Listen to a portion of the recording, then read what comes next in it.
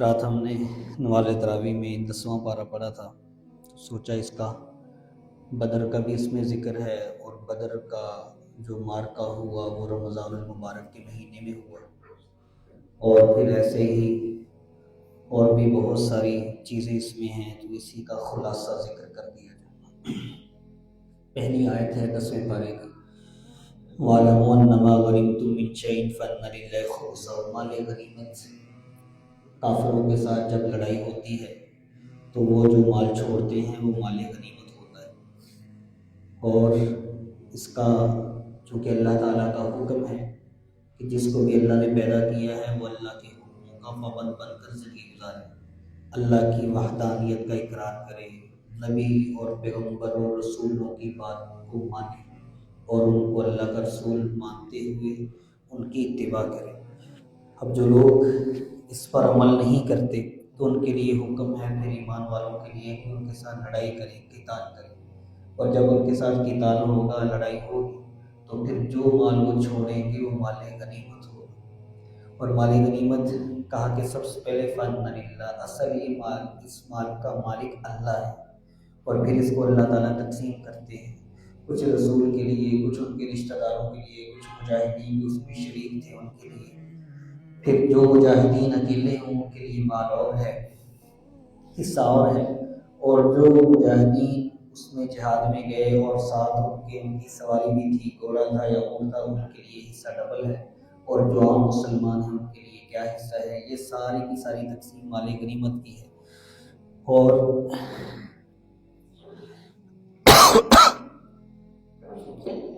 اس کا تذکرہ 10ویں پارے کی ابتدا میں ہوا۔ آگے پھر اسی صفحے کے اندر اللہ تعالیٰ فرماتے ہیں جب غزوہ بدر ہوا، وَإِذْ يُرِيكُمُوهُمْ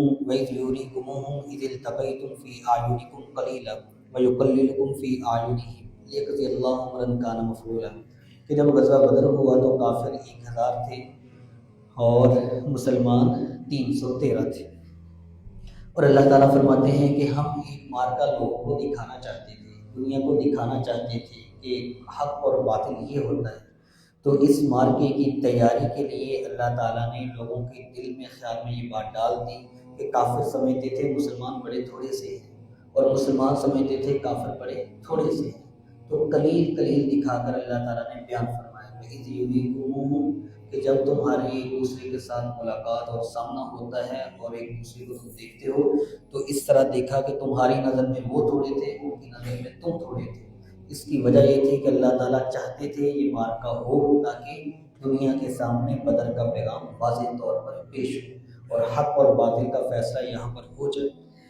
اور حکم ہوا یا ایھا الذین آمنوا اذا لقیتم فئۃ، اے ایمان والو جب تمہاری کوئی بھی جماعت کسی سے ٹکرائے اور تمہارا کسی سے مقابلہ ہو، لڑائی میں، جنگ میں، جدال میں، قتال میں، جہاد میں، تو پھر تمہارے لیے حکم یہ ہے فَاذْكُرُوا وَاذْكُرُوا اللَّهَ، پھر ثابت قدمی کے ساتھ رہو، جمے رہو، ڈٹے رہو، اور دلیری کے ساتھ اپنے کاموں پہ لگے رہو، بزدل نہ بنو، اور جو کبیرہ گناہ ہیں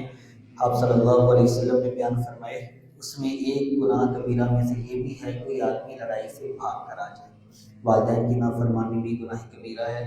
ایسے ہی کوئی آدمی لڑائی سے بھاگ کر آ جائے یہ بھی گناہ کبیرہ میں شامل ہوتا ہے، تو اللہ کا حکم ہے فَاثْبُتُوا وَاذْكُرُوا اللَّهَ، تم ثابت قدمی کے ساتھ رہو اور ان کے ساتھ لڑائی میں جب موقع آئے تو ڈٹ جاؤ، جمے رہو، لڑائی چھوڑ کر نہ بھاگو، وَأَطِیعُوا اللَّهَ وَرَسُولَهُ، اور اس لڑائی میں ثابت قدمی کے ساتھ اللہ کی اطاعت بھی کرتے رہو، یعنی جو نماز کا وقت ہے نماز ادا کرو، کسی اور کام کا وقت ہے وہ بھی کرو، وَرَسُولَهُ، اور جو رسول تمہیں کہے رسول کی اطاعت کو بھی لازم کرو۔ اگر تم یہ نہیں کرو گے وَلَا تَنَازَعُوا فَتَفْشَلُوا وَتَذْهَبَ رِيحُكُمْ، اگر تم اللہ کے اور اللہ کے رسول کی اطاعت کے خلاف چلو گے تو حکم ہے بیان فرمایا وَرَسُولَهُ وَلَا تَنَازَعُوا فَتَفْشَلُوا، کہ تم اگر ان کی پیروی نہیں کرو گے تو تمہاری ہوا بکھر جائے گی، تمہارا روح ختم ہو جائے گا، تمہارا جو ایک آپس میں تمہاری پاور اور قوت ہے یہ ٹوٹ جائے گی۔ اور آگے اسی بارے میں یہ حکم ہے کہ اللہ تعالیٰ نے جو نعمتیں عطا کی ہیں یہ اللہ تعالیٰ کی نعمتیں اس وقت تک انسان کو حاصل رہتی ہیں جب تک انسان ان نعمتوں کی شکر گزاری کرتا ہے، اور قدر کرتا ہے، ان نعمتوں کو اللہ کے حکم کے مطابق استعمال کرتا ہے۔ جب انسان اللہ کی نعمتوں کی ناشکری کرتا ہے تو پھر اس نعمت کو کبھی اللہ چھین لیتا ہے، اور کبھی ایسا بھی ہوتا ہے ذالک بان اللہ لم یکن مغیرا نعمتا انعمها علی قوم حتی یغیروا ما بانفسہم، تمہارے اندر تغیر آتا ہے، تم نعمتوں کی شکر گزاری نہیں کرتے، حفاظت نہیں کرتے، اللہ کے امر کی پاسداری نہیں کرتے، اللہ کبھی نعمتوں کو واپس لیتے ہیں۔ اور کبھی ایسا کرتا ہے اللہ تعالیٰ کہ نعمت واپس نہیں لیتا، لیکن اس نعمت کے جو فائدے ہوتے ہیں وہ اٹھا لیتا ہے۔ نعمت واپس نہیں ہوتی، جو نعمت کے فائدے ہوتے ہیں وہ اللہ واپس لے لیتا ہے۔ کوئی بندہ کہتا ہے یہی زمین تھی 2005 سال پہلے، 10 سال پہلے اس کے منافع یہ تھے، یہی دکان تھی 5 سال پہلے اس کے منافع یہ تھے، یہی ایک رزق کا سبب تھا 5 سال پہلے اس کے یہ منافع فائدے تھے، لیکن آج بھی وہی ساری چیزیں ہیں لیکن وہ والی صورتحال نہیں ہے، وہ نعمتیں ہیں لیکن فائدہ ویسا نہیں ہو رہا، وہی زمینیں ہیں لیکن ذمہ دار کو فائدہ نہیں ہو رہا۔ تو جب اللہ تعالیٰ کی نعمتوں کی ناقدری ہوتی ہے، ناشکری ہوتی ہے، تو دو طرح سے اللہ فیصلہ کرتا ہے، اللہ کا امر آتا ہے۔ کبھی یہ ہوتا ہے اللہ نعمت واپس لے لیتے ہیں، اور کبھی یہ ہوتا ہے اللہ وہ نعمت واپس نہیں لیتے بلکہ اس نعمت کے جو فوائد اور نفع ہوتے ہیں اللہ وہ اٹھا لیتا ہے، اور انسان اس نعمت کا غلام بن کر، اس نعمت کا محافظ بن کر، چوکیدار بن کر ساتھ لگا رہتا ہے، جڑا رہتا ہے، اور اس کا خیال یہ آتا ہے کہ اب میں نے اس چیز کی حفاظت کرنی ہے، چاہے جائے کہ وہ نعمت انسان کا خیال کرتی، انسان کا پیٹ پالتی، انسان کو فائدہ دیتی، پھر جب اس نعمت کی ناقدری ہوتی ہے پھر صورتحال ایسی ہوتی ہے کہ انسان اس نعمت کی حفاظت میں لگ جاتا ہے۔ اور یہی اللہ نے فرمایا کہ آل فرعون کدأب آل فرعون والذین من قبلہم کفروا بآیات اللہ فأخذہم اللہ بذنوبہم، کہ آل فرعون نے جب نعمتوں کی ناقدری کی اور گناہ پہ گناہ کرتے رہے، گناہ پہ گناہ کرتے رہے، فأخذہم اللہ بذنوبہم، تو اللہ نے ان گناہوں کی وجہ سے ان کی بڑی سخت پکڑ کی ہے، اور پکڑ بھی ایسی ان اللہ قوی شدید العقاب، پھر سخت عذاب میں اللہ نے انہیں مبتلا کیا۔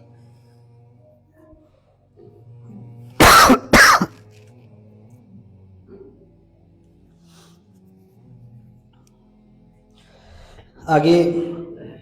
تیسرا رکوع جو 10ویں پارے کا ہے، وَلَا يَحْسَبَنَّ الَّذِينَ كَفَرُوا سَبَقُوا إِنَّهُمْ لَا يُعْجِزُونَ وَأَعِدُّوا لَهُم مَّا اسْتَطَعْتُم مِّن قُوَّةٍ، ایمان والوں کو حکم ہے کہ تم اپنے آپ کو جہاد کے لیے تیار رکھا کرو، اپنی تیاری پوری رکھا کرو، من قوہ وبالرباط الخیل، اپنی جو سواریاں ہیں ان کو بھی تیار رکھا کرو، ترہبون بہ عدو اللہ وعدوکم،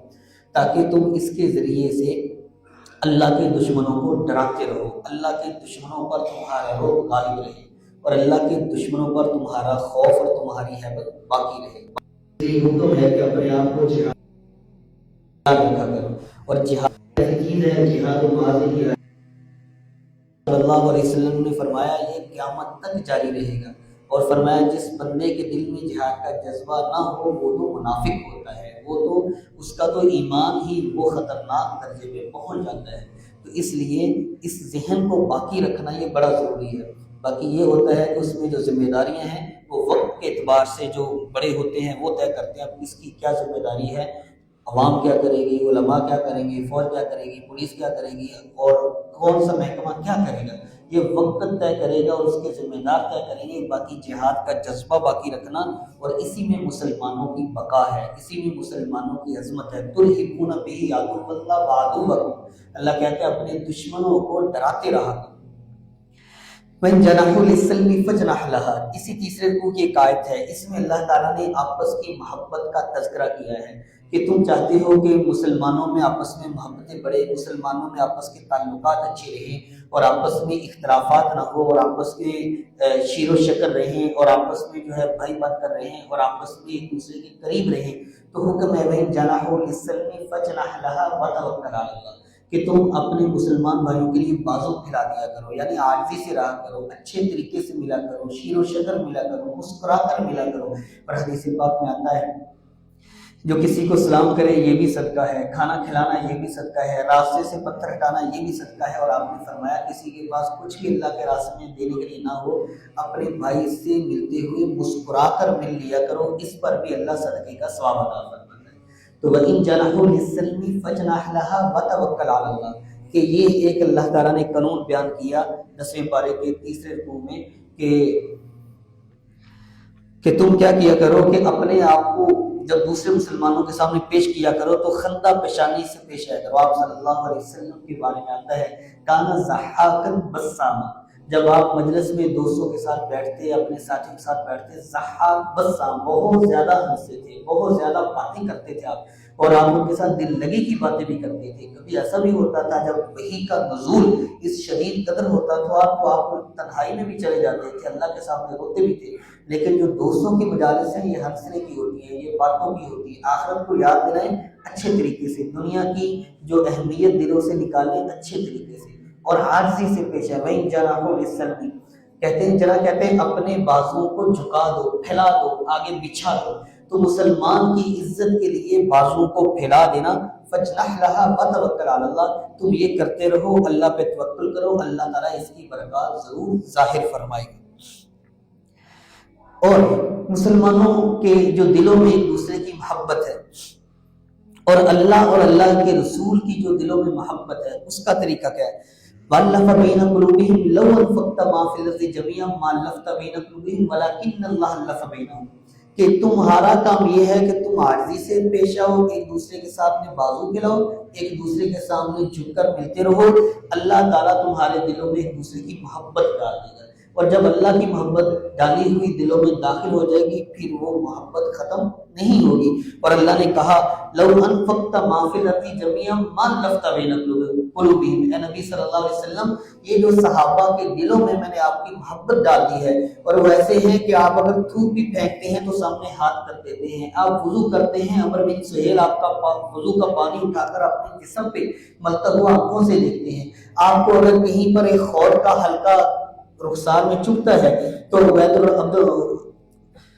عبد الرحمن بن عوف، ابو عبیدہ بن جراح رضی اللہ تعالیٰ عنہ وہ خور کا حلقہ نکالنے کے لیے بھاگ پڑتے ہیں، ابو بکر صدیق رضی اللہ عنہ آتے ہیں میں نکالوں گا، تو وہ جو صحابی جنہوں نے نکالا وہ اتنا شدید اس کے اندر رخسار میں داخل تھا، جب انہوں نے حضور کے رخسار سے وہ ایک کڑی نکالی کھینچ کر تو ان کا ایک دانت شہید ہو گیا، جب دوسری نکالی دوسرا شہید ہو گیا۔ یہ جو محبت حضور صلی اللہ علیہ وسلم کی لوگوں کے دلوں میں اللہ نے ڈالی ہے، اللہ نے فرمایا لو انفقت ما فی الارض جميعا ما الفت بین قلوبہم، جو کچھ زمین میں خزانے موجود ہیں اے نبی آپ سارے بھی ان پہ خرچ کر دیتے تو ان کے دلوں میں وہ محبت پیدا نہ ہوتی جو میں نے آپ کے لیے ان کے دلوں میں ڈال دی صلی اللہ علیہ وآلہ وسلم۔ اس لیے تین چیزوں کو ضرور رکھنا، آپ صلی اللہ علیہ وسلم کی محبت، آپ کی عقیدت، آپ کی اطاعت، یہ سارے حقوق جتنے بھی حضور صلی اللہ علیہ وسلم کی کتابوں میں لکھے ہیں یہ ساری تین چیزوں میں جمع ہیں، آپ کی محبت بھی ہو، عقیدت بھی ہو، اطاعت بھی ہو، یہ تینوں چیزیں لازمی ہیں، صرف محبت ہو اور آپ کی عقیدت اور آپ کی اطاعت نہ ہو تو یہ کافی نہیں ہے۔ بہت سارے کافر بھی تھے جو حضور صلی اللہ علیہ وسلم سے محبت کا اظہار کرتے تھے اور آپ کے پاس امانتیں رکھواتے تھے لیکن آپ کی اطاعت نہیں کرتے تھے، اسلام میں آپ کو اللہ کا رسول نہیں مانتے تھے، اور کچھ ایسے تھے جو محبت عقیدت رکھتے تھے کہ آپ سچے ہیں لیکن ماننا نہیں ہے، ہم نے آتے تھے کہ کہتے تھے ہمیں پتہ ہے کہ آپ اللہ کے رسول ہیں، سچے ہیں، لیکن ہم نے ماننی نہیں، اگر مانیں گے تو پھر ہمارے باپ دادا کا دین کیسے بچے گا، ہم نے تو اسی پہ رہنا ہے۔ تو ایمان والے کے لیے تین عقیدے یہ رکھنے تینوں ضروری ہیں، کسی ایک کو بھی چھوڑ نہیں سکتا۔ آپ صلی اللہ علیہ وسلم کی محبت، اور محبت اتنی کہ ساری محبتوں پر غالب ہو، والدین، بہن بھائی، اولاد، ہر چیز سے زیادہ محبت حضور کی دل میں موجود ہو۔ پھر آپ کی اطاعت اور آپ کی عقیدت، اطاعت ہے کہ آپ کی سنتوں پر عمل کرنا، اور عقیدت آپ کی یہ ہے کہ اللہ کے نبی کو سچا ماننا، کہ اللہ کے نبی اللہ کے سچے پیغمبر ہیں، آخری ہیں، آپ کے بعد کوئی بھی پیغمبر نہیں آئے گا، یہ عقیدے رکھنا حضور صلی اللہ علیہ وسلم کے متعلق ہر ایک کے ذمہ لازم ہے۔ تو حکم ہوا کہ اگر آپ سارے لوگوں کے دلوں میں محبت پیدا کرنا چاہیں، اور سارے خزانے بھی خرچ کرنے نہیں ہو سکتا جب تک اللہ نہ ڈالتا۔ آگے یہ چوتھا رکوع شروع ہو رہا ہے 10ویں پارے کا، یا ایھا النبی حسبک اللہ ومن اتبعک من المؤمنین۔ یہاں پر اللہ تعالیٰ ایمان والوں کو ایک امید دلاتا ہے کہ جب بھی کوئی مشکل ہو، تکلیف ہو، پریشانی ہو تو ذہن میں رکھنا کہ تمہیں ہر حال میں میری طرف ہی رہنا ہے، اور تمہیں میں ہی ہر حال میں کافی ہوں گا، میں نے ہی تمہاری کفایت کرنی ہے۔ اس لیے حضرت عائشہ رضی اللہ تعالیٰ عنہ پر جب تہمت لگی تو وہ یہی کہا کرتی تھی حسبنا اللہ ونعم الوکیل، اللہ ہی ہمیں کافی ہے۔ جب بدر میں مسلمانوں پہ مشکل وقت آیا، تھوڑے تھے، ادھر دیکھا زیادہ ہیں، تو آپ صلی اللہ علیہ وسلم نے یہی دعائیں پڑھی حسبنا اللہ ونعم الوکیل۔ جب حضرت یعقوب علیہ السلام پر فراق یوسف کا غم آیا، یوسف علیہ السلام کا پتہ چلا تو اور ان کے فراق میں روتے تھے، تڑپتے تھے، تو یہی کہا کرتے تھے حسبنا اللہ ونعم الوکیل۔ اور اللہ نے بھی یہ فرمایا یا ایھا النبی حسبک اللہ ومن اتبعک من المؤمنین، اے نبی آپ اور آپ کے وہ لوگ جو آپ پر ایمان لانے والے ہیں ان سب کو بتا دیں کہ میں تم سب کے لیے ہر حال میں کافی ہوں۔ پھر اس کے بعد غزوہ بدر میں جو لوگ قیدی بن کر آئے تھے تو قیدیوں کے متعلق حضور صلی اللہ علیہ وسلم نے صحابہ سے رائے لی کہ ان کا کیا کرنا ہے۔ تو حضرت ابوبکر صدیق رضی اللہ عنہ کی رائے تھی فدیہ لے کر چھوڑ دیں، حضرت عمر رضی اللہ عنہ کی رائے تھی یا رسول اللہ یہ کھڑے ہیں عقیل ان کو دے دیں حضرت علی کے ہاتھ میں، یہ میرے بھائی کھڑے ہیں زید بن خطاب یہ میرے ہاتھ میں دے دیں، اور یہ عباس کھڑے ہیں آپ کے چچا ہیں ان کو آپ اپنے ہاتھ میں لے لیں، یہ عبد الرحمن بن ابو بکر ہیں ان کو حضرت ابو بکر کے ہاتھ میں دیں۔ تو جو کافروں کی طرف سے لڑنے آئے ہیں، جو مسلمان ہیں یہاں پر موجود ہیں، ہر ایک کو اس کے رشتہ دار کے حوالے کر دیں، قتل کر دیں، تاکہ لوگوں کو دنیا کو پیغام پہنچ جائے کہ ایمان والوں کے لیے حضور سے بڑھ کر دنیا میں کوئی بھی رشتہ نہیں ہے۔ اور یہ رائے جب حضرت عمر رضی اللہ تعالیٰ عنہ نے دی، باقی صحابہ کی مختلف رائے تھی، تو آپ صلی اللہ علیہ وسلم نے فیصلہ فرمایا حضرت ابوبکر صدیق رضی اللہ عنہ کی رائے پر کہ فدیہ دو اور ان کو رہا کر دو۔ جب یہ فیصلہ کیا تو اللہ تعالیٰ نے لولا کتاب من اللہ سبق لمسکم فیما اخذتم عذاب عظیم، کہ اللہ تعالیٰ نے فرمایا کہ رائے اللہ فرماتے مجھے بھی وہی پسند تھی جو حضرت عمر کی رائے تھی، لیکن آپ نے جو کر دیا ٹھیک ہے کوئی بات نہیں، لیکن اللہ کے ہاں محبوب فیصلہ حضرت عمر رضی اللہ عنہ کا تھا۔ اس لیے حضور صلی اللہ علیہ وسلم فرمایا کرتے تھے کہ اے عمر اللہ نے آپ کی زبان پر حق کو جاری کر دیا ہے، اے عمر جہاں سے آپ جاتے ہیں شیطان راستہ چھوڑ کر بھاگ جاتا ہے، اے عمر اللہ تعالیٰ اگر میرے بعد کسی کو نبی بناتا تو تو ہوتا۔ تو اس لیے یہ اوصاف تھے نبوت کے اللہ تعالیٰ نے حضرت عمر رضی اللہ تعالیٰ عنہ کو عطا کی۔ اس لیے یہ جو ہم نماز تراویح پڑھتے ہیں یہ حضرت عمر رضی اللہ تعالیٰ عنہ کے زمانے میں مسجد میں باجماعت پورا قرآن سننا اور ایک امام کے پیچھے مہینہ پڑھنا، یہ حضرت عمر رضی اللہ تعالیٰ عنہ کا رائج کردہ طریقہ ہے۔ حضور صلی اللہ علیہ وسلم نے صرف 3 دن نماز تراویح پڑھی، حضرت ابوبکر صدیق رضی اللہ تعالیٰ عنہ کے زمانے میں ویسے ہی رہا، حضرت عمر رضی اللہ اور حضور صلی اللہ علیہ وسلم کی حدیث ہے کہ اگر میں نماز تراویح چوتھا دن تھا صحابہ بیٹھے تھے، حضرت عائشہ نے عرض کیا یا رسول اللہ لوگ آپ کے انتظار میں بیٹھے ہیں، فرمایا انی خشیت مجھے ڈر ہے میں دوبارہ نکلا پڑھ دیں تو یہ فرض ہو جائے گی اور پھر سب کو روز پورا جب فرض ہے تو قیامت تک سب کو پڑھنی پڑے گی، تو مجھے ڈر ہے کہ یہ فرض نہ ہو جائے۔ حضرت ابوبکر صدیق کے زمانے میں ایسے رہا۔ حضرت عمر رضی اللہ تعالیٰ کے زمانے میں جب دیکھا گیا کہ سنت پر عمل تھوڑا سا کمزور ہو رہا ہے، کوئی پڑھ رہا ہے کوئی نہیں پڑھ رہا، فرمایا سارے حضرت ابی بن کعب کے پیچھے جمع ہو جاؤ، پورا مہینہ پڑھو اور قرآن پاک ختم کرو، اور اللہ تعالیٰ نے ان کا یہ صدقہ جاریہ شروع کیا ہے جو قیامت تک انشاءاللہ چلتا رہے گا، اور یہ انہی کے مطابق ہم اس پر عمل آج تک ساری دنیا کے مسلمان کرتے ہیں، کرتے آئے ہیں اور آگے انشاءاللہ ہوتا رہے گا۔ تو اس لیے حضور صلی اللہ علیہ وسلم نے فرمایا عمر اگر میرے بعد کوئی نبی ہوتا تو وہ تو ہوتا۔ کسی نے حضرت عمر رضی اللہ تعالیٰ عنہ سے پوچھا کہ حضور نے تو اس لیے شروع نہیں کروائی کہ فرض نہ ہو جائے، آپ نے پھر سب کے لیے رکھ لی، فرمایا میں نے اس لیے یہ شروع کروا دی کہیں حضور کی سنت دنیا سے ختم نہ ہو جائے۔ حضور نے شروع اس لیے نہیں کی کہ فرض نہ ہو جائے، حضرت عمر فرماتے ہیں میں نے اس لیے شروع کروا دی کہ حضور کی یہ سنت دنیا سے ختم نہ ہو جائے تاکہ یہ باقی رہے۔ تو اس لیے حضرت عمر رضی اللہ تعالیٰ کی رائے اللہ کو بڑی پسند تھی۔ اس میں پھر آگے حکم ہے، قرآن کی ایک آیت ہے وجاہدوا باموالہم وانفسہم فی سبیل اللہ، جو اللہ کے راستے میں قتال کرتے ہیں مال و جانوں کے ساتھ، اللہ تعالیٰ کے ہاں ان کے لیے بڑے مرتبے ہیں، اور کافر تمہارے کبھی دوست نہیں ہو سکتے، والذین کفروا بعضهم اولیاء بعض، کافر کا کبھی اس کا دوست ہو سکتا ہے، مومن کا دوست نہیں ہو سکتا۔ جب بھی کوئی بھی دنیا میں کوئی مشکل آتی ہے ہمارے سارے مسلمانوں کی اسلامی اتحاد ان کی فیور میں سپورٹ میں کھڑے ہوتے ہیں، لیکن جب کسی مسلم ممالک پر کوئی مشکل آتی ہے کوئی کافر ملک کسی مسلمانوں کے ساتھ کھڑا نہیں ہوتا۔ تو فرمایا یہ آپس میں دوست ہو سکتے ہیں، ایمان والوں کے دوست نہیں ہو سکتے۔ آگے سورہ توبہ شروع ہو رہی ہے، اس میں آغاز ہی یہاں سے براءۃ من اللہ ورسولہ۔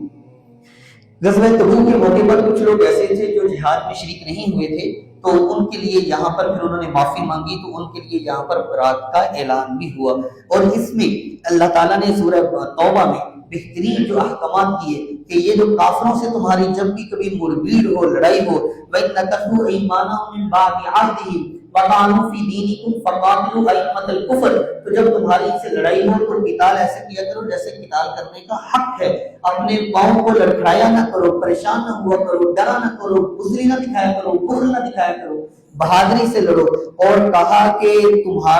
تمہارے چونکہ دلوں میں اللہ تعالیٰ نے تبوک فتح مکہ کے بعد ہوا تھا، تو بڑے موقع ایسے آتے تھے کہ مسلمان چاہتے تھے ہمیں موقع ملے، ہم جوہر دکھائیں، تو ایک موقع دل میں رہ جاتا تھا۔ تو یہاں اللہ نے فرمایا قاتلوہم، ان کے ساتھ قتال کرو، یعذبہم اللہ، اللہ بھی ان کو عذاب دے گا، کیسے؟ ایمان والو بِأَيْدِيكُمْ، تمہارے ہاتھوں سے دے گا، وَيُخْزِهِمْ، اور اللہ ان کو رسوا کرے گا، وَيَنْصُرْكُمْ عَلَيْهِمْ، اور اللہ تمہاری مدد کرے گا، وَيَشْفِي صُدُورَ قَوْمٍ مُؤْمِنِينَ، اور تمہارے دلوں میں یہ الجھن سی رہتی ہے کہ ہمیں کبھی موقع ملے اور ہم اپنے حساب برابر کریں۔ اللہ نے فرمایا تبوک کو موقع ہے، اللہ تمہارے سینوں کو ٹھنڈا کر دے گا۔ ام حسبتم ان تترکوا، کیا تم گمان یہ رکھتے ہو کہ ایمان بھی ہوگا آزمائشیں نہیں آئیں گی؟ ایسا نہیں،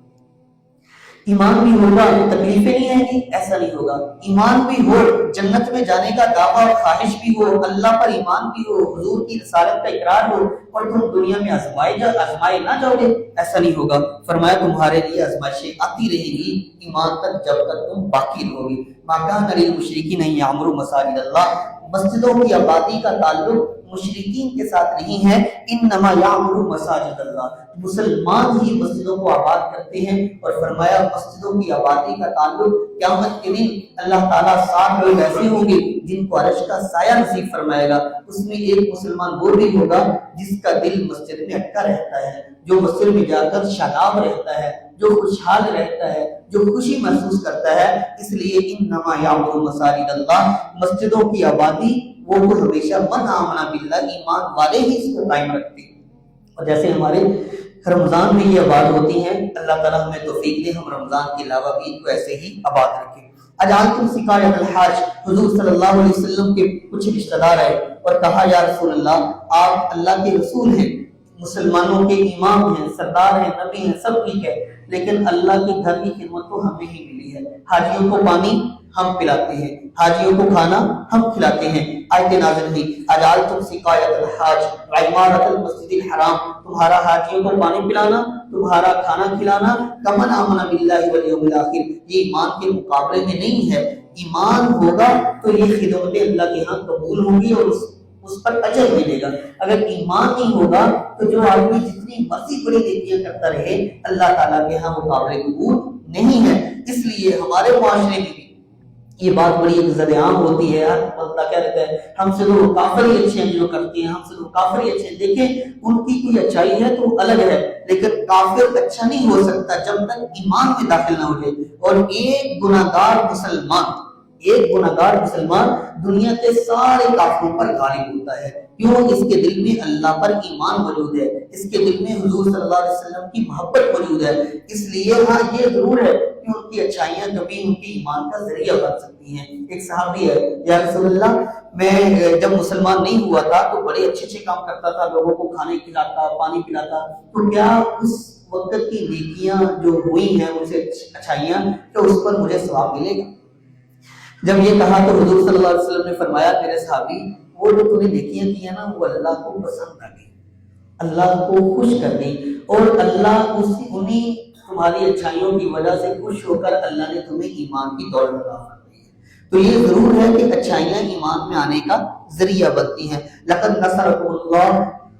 مواطن کثیرہ، بدر میں تھوڑے تھے، احد میں تھوڑے تھے، لیکن ایک موقع ایسا آیا یوم حنین، جب یوم حنین جب لڑائی ہوئی، اس کو حنین کے نام سے غزوہ حنین سے تعبیر کیا جاتا ہے۔ اذ اعجبتکم کثرتکم، مومن کبھی بھی اللہ کی ذات سے بے نیاز نہیں ہو سکتا۔ اس آیت میں یہ سمجھایا گیا کبھی بھی کسی بھی حال میں اللہ سے بے نیاز نہیں ہونا۔ پیسے بہت ہیں، آمدن اچھی ہے، سیزن اچھا لگا ہے تو 4-5 دن نمازیں چھوڑ دیں، کہیں اڑا ہے، عیش کر رہے ہیں، نہیں، اس حال میں بھی اللہ سے بے نیاز نہیں ہونا۔ اس میں اللہ کا شکر ادا کر کے اللہ کے سامنے جھکتے رہنا ہے، حالات ٹائٹ ہیں جھک کر اللہ سے مدد مانگتی رہنا ہے، زیادہ اللہ نے دیا ہے شکر کے ساتھ اللہ کے ساتھ جڑے رہنا ہے، اللہ سے بے نیاز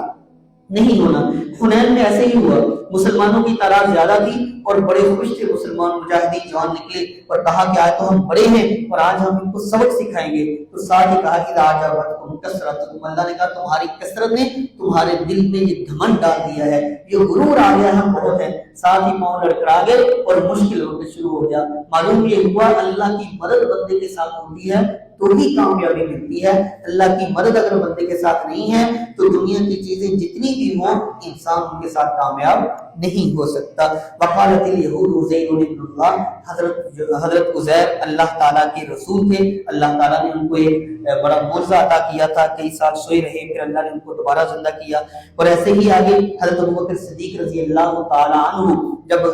ہجرت میں حضور صلی اللہ علیہ وسلم کے ساتھ تھے تو اس آیت میں ان کا بھی ذکر ہے. اور پھر آگے انفروا خفافا وثقالا وجاہدوا فی سبیل اللہ، ایمان والو جب اللہ کے حکم کی طرف تمہیں بلایا جائے تو آپس میں تھوڑا سا پریشان نہ ہوا کرو، ڈھیلے نہ پڑا کرو، آپس کی ہوا خراب نہ کیا کرو، آپس کی قوت کو کمزور نہ کیا کرو، اختلافات میں نہ پڑا کرو. وثقالا وجاہدوا فی سبیل اللہ باموالکم وانفسکم، تمہیں چاہیے اللہ کے ہر حکم پر آمین لبیک کہتے ہوئے اس حکم کو پورا کرنے کے لیے نکل جایا کرو. اور آگے قل لن یصیبنا الا ما كتب اللہ لنا،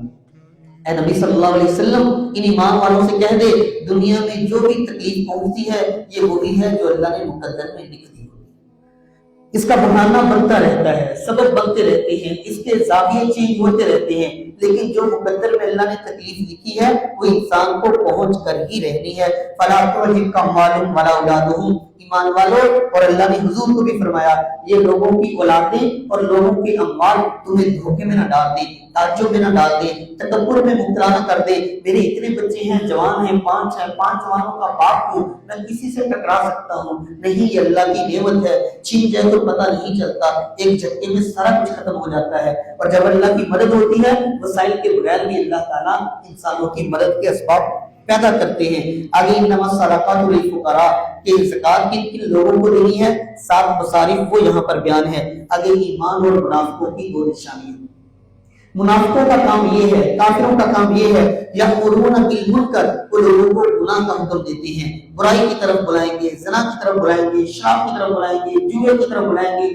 عورت کی طرف بلائیں گے، سود کی طرف بلائیں گے، اور یہ کرو، یہ آفر، یہ کرو، یہ پیکج. اور ایمان والوں کو حکم ہے نہیں، تمہارے لیے یہ نہیں ہے، بلکہ تم کیا کرو گے، یأمرون بالمعروف، نیکی کا حکم کرو گے، وینہون عن المنکر، لوگوں کو گناہوں سے روکے رکھو گے. اور تمہاری ایک خوبصورتی یہ ہے ویؤتون الزکاۃ، تم زکاتوں کو ادا کرو گے، ویطیعون اللہ ورسولہ، اللہ اور اللہ کے رسول کی اطاعت ہر حال میں لازم پکڑو گے. پھر کیا ہوگا، وعد اللہ المؤمنین والمؤمنات، وہ ایمان والے چاہے وہ اللہ کے بندے ہوں چاہے اللہ کی بندیاں ہوں، جو بھی ایمان کے تقاضوں کے مطابق زندگی گزارے گا، جنات تجری من تحتها الانہار، ایسی جنتیں ہوں گی جس میں خالدین فیہا، ہمیشہ رہنا ہوگا، ومساکن طیبہ، اور بڑے پرسکون اور بڑے آرام دہ گھر ہوں گے، فی جنات عدن، نعمتوں والی بڑی بڑی جنتیں ہوں گی، باغات ہوں گے، ورضوان من اللہ اکبر، اور اللہ کی رضا جو سب سے بڑی نعمت آخرت کی ہے وہ اللہ کی رضا ہے. جب سارے جنتی جنت میں چلے جائیں گے تو پھر سوال ہوگا کیا کوئی کام باقی ہے؟ جنتی کہیں گے نہیں، سب کچھ مل گیا. اللہ فرمائیں گے نہیں، ابھی تمہیں آج ایک ایسی نعمت دینے لگا ہوں اس سے پہلے نہیں ملی. وہ کیا ہے؟ اللہ فرمائیں گے میں تم سے ہمیشہ ہمیشہ کے لیے راضی ہو گیا، کبھی ناراض نہیں. یہ سب سے بڑی اللہ کی نعمت ہے. فرمایا ایمان والے مرد، ایمان والی عورتیں، اللہ تعالیٰ ان کو وہ نعمت دیں گے، ورضوان من اللہ اکبر، اور یہ سب سے بڑی نعمت ہے. اور کچھ لوگ حضور صلی اللہ علیہ وسلم کے پاس آیا کرتے تھے اور کہا کرتے تھے یا رسول اللہ ہمارا دل تو بڑا چاہتا ہے، ہمارا دل تو بہت چاہتا ہے کہ ہم لوگ بھی اللہ کے راستے میں نکلیں، مال خرچ کریں، اپنی سواریاں لگائیں، اپنے پیسے لگائیں، اپنا آپ کو خرچ کریں، لیکن ہمارے پاس گنجائش نہیں ہے، ہمارے پاس وسائل نہیں ہے. اللہ نے فرمایا لیس علی الضعفاء، تم زوروں پہ کوئی اللہ نے لازمی نہیں کیا، اور غریبوں پہ اللہ نے کوئی چیزیں لازمی نہیں دی، لازم نہیں کی. زکات ضرور ادا کرو، حج ضرور کرو، لیکن اعمال صالحہ، احکامات خداوندی اس کے پابند ہو کر چلے. لیکن جن کو اللہ نے اگلی آیت میں فرمایا انما السبیل علی الذین یستکبرون فهم اغنیاء، رضوا بہ یکونوا، مالدار ہیں کوئی گنجائش نہیں ہے، وسائل ہیں کوئی گنجائش نہیں ہے، تگڑے ہیں کوئی گنجائش نہیں ہے، بزنس اچھا ہے کوئی ہیل ہال کوئی عذر اللہ کے یہاں قبول نہیں ہے، پھر 100% پابند بن کر چلنا ہے، پھر ان کے لیے بھی آسانیاں کرنی ہے جن کے پاس یہ وسائل نہیں تھے، تاکہ وہ بھی اللہ کے دین میں بہتر طریقے سے کام کر سکیں۔ یہ 10ویں پارے کا ایک خلاصہ تھا جو رات ہم نے نماز تراویح میں پڑھا تھا۔ اللہ تعالیٰ ہم سب کو اس سے رہنمائی لینے کی توفیق عطا فرمائے۔